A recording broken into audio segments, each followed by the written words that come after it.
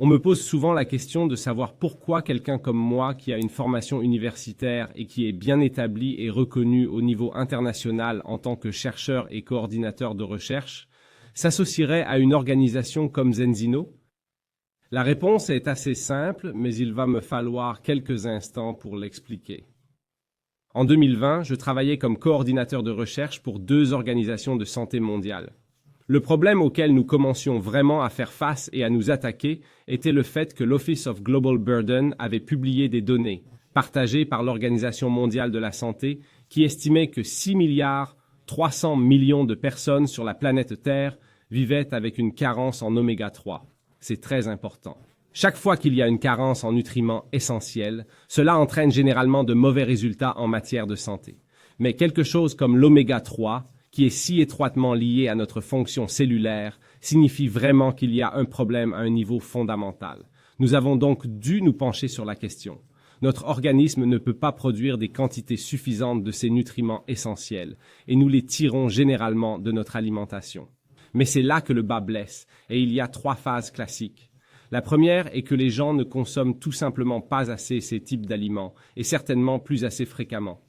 Les poissons gras, comme le maquereau, le thon rouge et le saumon, sont de très bonnes sources d'oméga 3. Enfin, au fil des années, les gens en consomment de moins en moins car nos papilles gustatives ont été modifiées et changées par l'industrialisation de l'alimentation. Deuxièmement, nous sommes confrontés à un véritable problème de durabilité et d'éthique. Nous ne pouvons tout simplement pas extraire suffisamment de poissons de la mer et maintenir une quelconque base morale climatologique. Ce n'est pas durable. Ce n'est pas pratique. En réalité, indépendamment de ce que les lignes directrices pourraient laisser entendre, la plupart des gens devraient manger de bonnes sources de poissons gras presque tous les jours de la semaine. Le troisième problème est celui du coût, et comme nous le savons, le coût est roi. Comme nous le savons, le coût est roi. En réalité, pour obtenir le type de poisson qui contiendrait suffisamment de ces nutriments, il faut se procurer des échantillons de poissons sauvages, capturés à la ligne. Nous ne pouvons pas faire cela pour 8 milliards de personnes vivant sur la planète Terre. Nous ne pouvons pas le faire pour les 6,3 milliards de personnes dont nous savons qu'elles souffrent de carence. Et nous ne pouvons pas le faire pour le bien de l'environnement. Et imaginez encore le coût. Nous devions donc envisager d'autres solutions, et c'est ce que nous avons fait. Au sein de l'équipe de stratégie de recherche dont je faisais partie, nous avons commencé à nous demander ce que nous pouvions faire d'autre. Nous avons envisagé la supplémentation, mais la réalité est que les preuves de la recherche sur la supplémentation étaient assez accablantes. Nous savions qu'il existait une étude systématique publiée en 2018 qui quantifiait le domaine. Le résultat de cette étude, la déclaration, les conclusions étaient que la plupart de ces suppléments, ne fonctionnaient pas. Ils ont conduit à des résultats négligeables ou médiocres. Ils n'ont pas modifié le statut en oméga 3 d'une manière quantifiable. Nous étions donc là à nous gratter la tête. Comment résoudre un problème de santé mondiale? Comment rétablir quelque chose d'essentiel qui doit être là pour optimiser la santé?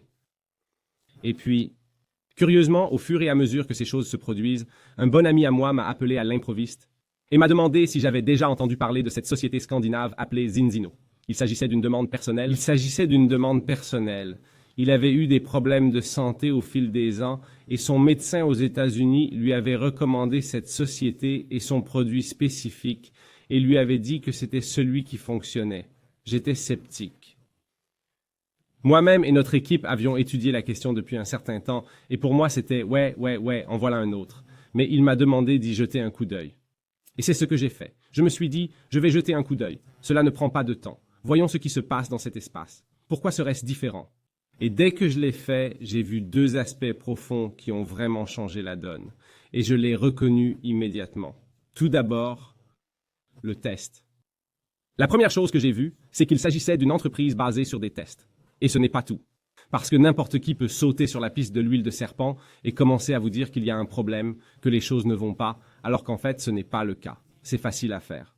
Mais il s'agissait en fait d'une entreprise qui s'était associée à l'un des laboratoires indépendants les plus réputés et les plus distingués au monde. Et c'était eux qui effectuaient les prélèvements de sang sec pour eux. Cela a piqué ma curiosité. Pour la science, il faut être réaliste. Si nous ne pouvons pas le mesurer dans une certaine mesure, nous n'acceptons même pas qu'il s'agisse d'une réalité. Et nous aimons tester et tester encore pour voir comment quelque chose résiste à un examen minutieux. Et ici, nous avions l'un des laboratoires les plus reconnus au monde pour effectuer ce type d'analyse sanguine. Et puis j'ai regardé le produit Et j'ai eu ce moment, non pas d'eureka, mais j'ai reconnu immédiatement la simplicité du génie. Vous voyez, lorsque les oméga 3 sont présents dans la nature, ils sont naturellement liés à un polyphénol. Les polyphénols sont un autre aspect essentiel, de puissants antioxydants de notre santé nutritionnelle. Ils agissent à de nombreux niveaux de la biologie humaine, de l'organisme humain. Et lorsque nous trouvons des oméga 3 dans la nature, ils sont liés à ces polyphénols. Mais le processus essentiel de raffinage de l'huile de poisson, qui permet d'éliminer les toxines environnementales, sépare également l'huile des polyphénols. Dès que j'ai chargé l'information, j'ai regardé la page et j'ai vu la simplicité et le génie de ce qu'est l'huile de poisson. La simplicité et le génie de ce que Zinzino avait fait, ils avaient réaligné la nature. Ils avaient remis l'oméga 3 avec le polyphénol. Et c'est ainsi que cela s'est passé. J'ai immédiatement réalisé qu'il s'agissait de quelque chose de résolument différent. Dans le sport, on dit souvent que lorsque l'adversaire fait un zig, il faut faire un zag. Cela signifie qu'il faut toujours prendre la direction opposée. Si vous voulez avoir un impact sur le jeu, sur le sport, sur le résultat, si l'adversaire fait zig, vous devez faire zag. Et vraiment, toute l'industrie du poisson, toute l'industrie des suppléments est allée dans le sens inverse. Tout le monde s'est engagé dans la même voie. Tout le monde essayait d'augmenter les quantités totales dans le but d'accroître les quantités d'oméga 3 en circulation. Mais cela n'a pas fonctionné. Cela ne fonctionnait pas. Nous savons pourquoi cela ne fonctionne pas. Et pour les personnes qui s'y essaient, cela se traduit généralement par des problèmes gastriques, de l'inconfort, des plaintes, et elles se désengagent avec peu ou pas de résultats significatifs en ce qui concerne leur santé. Zinzino avait fait zag, ils ont joué dans l'espace ouvert. Ils ont vu l'opportunité de faire les choses différemment. Mais surtout, ils ont compris quelle différence il fallait faire. Et en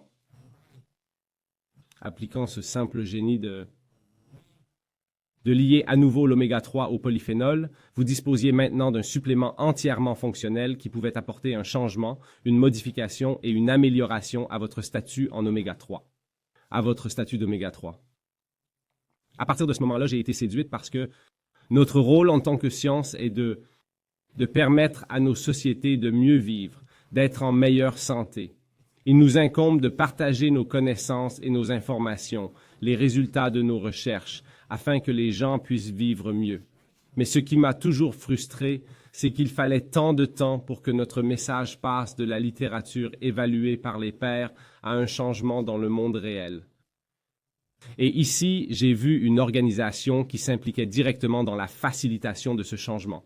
Je me souviens toujours d'un de mes anciens professeurs qui disait que la raison pour laquelle nous menons des expériences avec 10, 20 ou 100 personnes, c'est que nous ne pouvons pas mesurer le monde entier. Zinzino a pris un chemin différent et a décidé de mesurer le monde entier et de lui dire ensuite comment faire les choses différemment. Pour moi, c'était donc l'occasion de me brancher directement et de commencer à apporter des changements positifs manifestes aux résultats en matière de santé. Zinzino avait l'ascendant sur le monde. Ils avaient les yeux et les oreilles du monde. Ils étaient à l'avant-garde de la nutrition basée sur des tests. Nous sommes aujourd'hui à l'avant-garde. Nous le savons parce que nous nous nourrissons et que nous empruntons de nouvelles voies. Nous sommes tellement en avance aujourd'hui que nos idées et nos développements sont planifiés pour les 5 à 10 prochaines années. Nous savons ce que nous faisons bien aujourd'hui. Nous avons les normes les plus élevées possibles et il nous incombe de maintenir ces normes dans tout ce que nous faisons au fur et à mesure que nous avançons. C'est ce qui est passionnant, bâtir sur l'excellence. Nous sommes déjà en train de changer la santé à l'échelle mondiale. Une cellule à la fois, un humain à la fois, un test à la fois. À la fois, un humain à la fois, un test à la fois. Et à mesure que nous avançons, nous avons l'intention d'en faire encore plus. Mais l'essentiel est de remettre les choses au centre à chaque fois et de se demander ce qui est au cœur même de ce qui compte. Le fait est que il n'y a jamais eu autant de foi et de confiance dans ce que la science a à partager. Mais il n'y a jamais eu aussi peu de confiance dans la façon dont la science est communiquée. Il y a tant de désinformation. Certaines sont délibérées, d'autres accidentelles, d'autres sont accidentelles. Une partie est due à la nature même d'une industrie qui a besoin de renouveler les titres des magazines et des journaux. Il nous incombe d'avoir des conversations directes avec le monde, de leur donner les moyens de passer un test, de mesurer quelque chose d'important, de pertinent, de significatif, et ensuite d'être capable de faire quelque chose de puissant à ce sujet. Parce que lorsque nous faisons cela, nous améliorons des vies, nous changeons des vies, nous enrichissons la vie, nous donnons aux gens les moyens de mieux vivre chaque jour, et cela constitue en soi un catalyseur. C'est en soi un mouvement mondial. Ainsi, chez Denzino, lorsque nous regardons vers l'avant, nous voyons un avenir dans lequel nous pouvons mesurer plus de choses de manière significative, les mesurer mieux, afin de vous permettre à tous non seulement de vivre mieux et de faire mieux, mais aussi de partager un meilleur message, de vivre d'une meilleure manière, d'avoir plus, de faire plus, d'être plus, de transmettre ce message à vos communautés et d'apporter un changement manifeste à l'échelle mondiale.